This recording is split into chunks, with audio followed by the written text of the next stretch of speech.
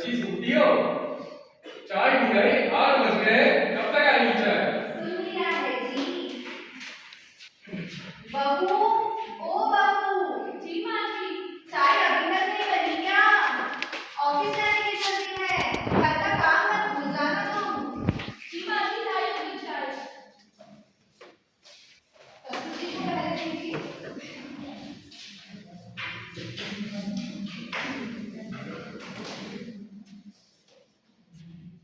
Mummy मेरा tiffin ले आया था, अभी लाई बेटा। जी तुम्हारा टिफिन। मम्मी मेरी कॉफी का है, कॉफी नहीं मिल रही। अरे तो अलमारी में रखी थी, अभी लेके आती हूँ। ये लो तुम्हारी कॉफी। साहब मेरा टिफिन देना, मुझे ऑफिस जाना नहीं है। हाँ वो ले आई। ये लगा दो। हंसा की सुबह अलार्म से नहीं जिम्मेदारियों से शुरू होती है। घर के हर इंसान के लिए उसके पास वक्त है, लेकिन खुद के लिए नहीं। इस सीन में हम देखेंगे कि हंसा एक वर्किंग, जैसा आप सभी को पता चल गया होगा कि हंसा एक वर्किंग वुमन है, वो एक टीचर है, प्रोफेशन से टीचर है। तो अब हम देखेंगे स्कूल का scene. Good morning everyone. Good morning. आज हम पढ़ेंगे न्यूट्रिशन।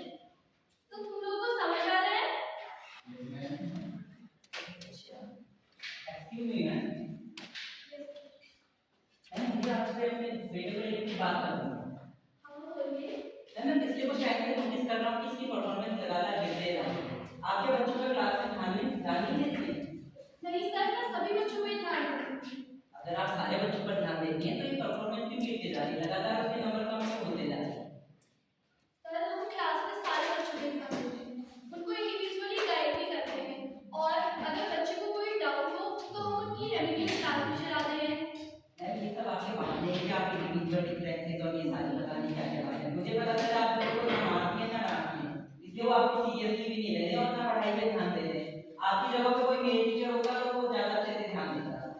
नहीं सर, हम आपके बच्चे का पूरा ध्यान रखते हैं। नेक्स्ट टाइम से ऐसे कोई शिकायत नहीं। मैं कुछ नहीं जानता मैम, अगर इसके मार्क्स कम आएंगे तो मैं आपकी शिकायत प्रिंसिपल से करूंगा। नहीं सर, हम पूरी कोशिश कर रहे हैं। मुझे कुछ नहीं पता, मैं आपके बहाने नहीं सुनता। सर हर बच्चे की लर्निंग कैपेसिटी अलग होती है, तो इस वजह से कभी कभी बच्चों को समझने में टाइम लगता है। लर्निंग कैपेसिटी ठीक करने के लिए तो मैंने इसे स्कूल में भेजा है और आप ध्यान नहीं दे रहे हैं। मैं आपकी शिकायत प्रिंसिपल से कर रहा हूँ, मैं बाकी कुछ नहीं जानता। सर आपका बच्चा होमवर्क करके नहीं जाता है, आप थोड़ा घर पे उनको ध्यान दीजिए। ध्यान दे रहा होता तो स्कूल क्यों भेजता? स्कूल में किसी के लिए तो दे रहा हूँ ना कि आप इस पे ध्यान नहीं दीजिए। मैं आपकी शिकायत प्रिंसिपल से कर रहा हूँ, आगे आप सर आप समझने की मैं कुछ भी नहीं सुना। अब इसके बाद के सीन में हम देखेंगे कि टीचर को प्रिंसिपल ने अपने ऑफिस में बुलाया।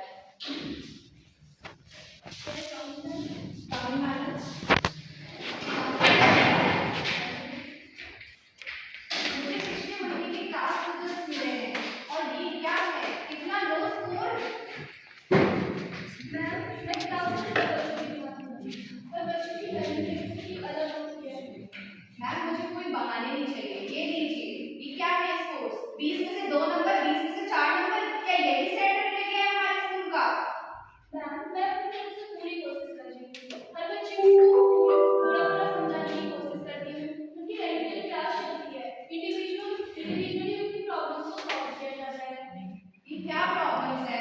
ये प्रॉब्लम्स में मुझे कोई इंटरेस्ट नहीं है, मुझे सिर्फ अपने इंस्टीट्यूशन का रिजल्ट बहुत अच्छा चाहिए और जिसके लिए यहाँ टीचर्स रखे गए हैं। और अगर आप काम नहीं कर रहे तो सैलरी हम आपको किस बात की दें? आगे से ऐसी गलती नहीं होगी मैम, मैं पूरी कोशिश करती हूँ। ये लास्ट चांस है मैम, एक मौका आपको दिया जा रहा है और नेक्स्ट टेस्ट में आपकी क्लास के बच्चों के रिजल्ट्स बेहतर होने चाहिए। तो मैं जीता हूँ। यस मैम, मैं पूरी कोशिश करूँगी। तो देखा आपने, घर पे अगर वो थक जाती है तो कहा जाता है ये तो तुम्हारा काम है, और नौकरी में अगर वो थक जाए तो कहा जाता है यहाँ फीलिंग्स नहीं रिजल्ट चाहिए। एक वर्किंग वुमन हर जगह खुद को साबित करती रहती है, लेकिन कोई ये नहीं पूछता कि वो खुद कैसे है। अब हम देखेंगे सीन 3 में, जब वो थकी हारी स्कूल से घर पहुंचती है।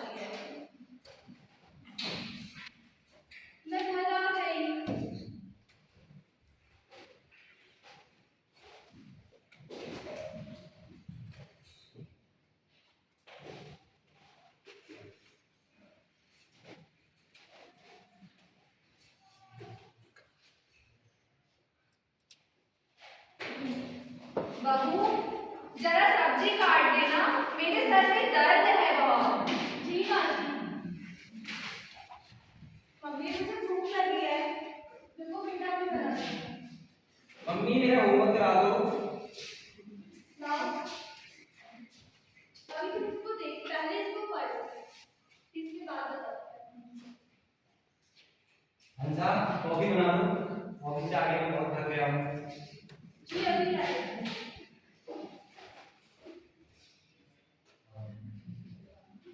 ऑफिस से लौटकर वो घर आती है, लेकिन आराम के लिए नहीं।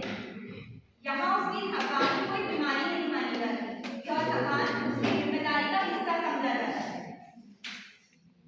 घर में उससे ये नहीं पूछा जाता है कि उसका दिन कैसा था, बल्कि ये पूछा जाता है कि खाना कब बनेगा।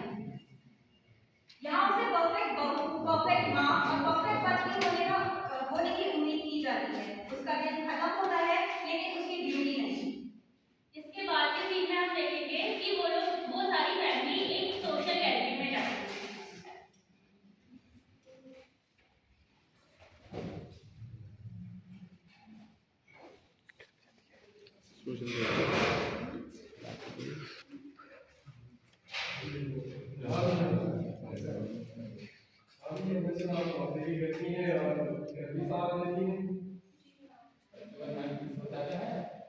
अरे ये तो टीचर है, ना ज्यादा सैलरी ना ज्यादा टेंशन की जरूरत।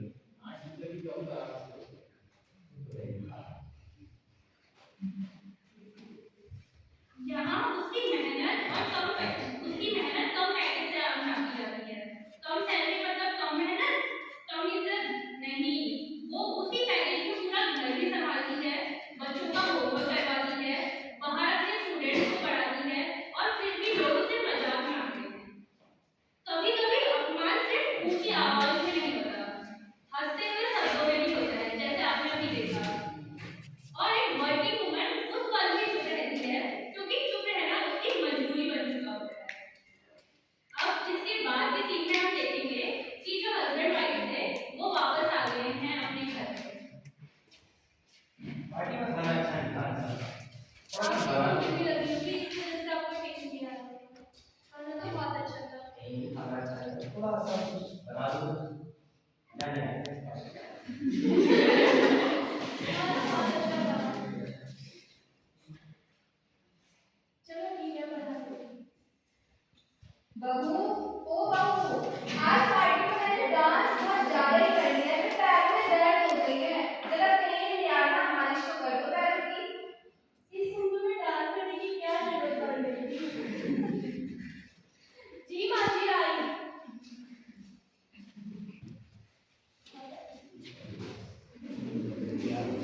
बहू अच्छे से तेल मालिश करना ना मेरे पैरों की, पैरों का दर्द कम हो जाना चाहिए। सो जाइए।